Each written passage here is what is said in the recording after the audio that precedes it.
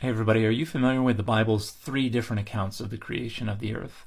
You're probably familiar with the first two that we find in the first few chapters of Genesis, but there's a third. It's a little more fragmentary and it's kind of scattered around different books of the Hebrew Bible, but it is more closely related to the myths of creation that we find in places like Mesopotamia and Egypt and Syria and Anatolia and elsewhere.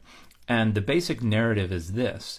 We have a storm deity who goes forth to do battle against the chaotic waters of the seas, whether they are chaotic waters or personified deities or monsters. And they have to defeat the seas and bind them, which allows the dry land to be created, allows a mountain home for this deity to be created, and then allows a palace or a temple to be created for them, which then allows civilization to flourish. And we find this basic narrative most clearly in places like Psalm 74 and 89 and Job 26.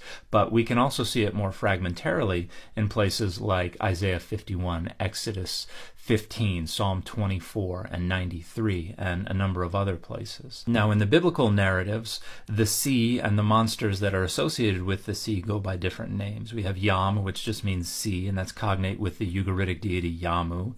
We have the monster Leviathan, which is cognate with the Ugaritic chaos monster Lotan.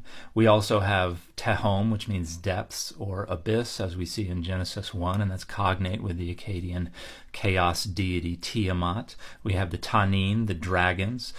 We have Nahar, which means river, or Nahal, which means stream.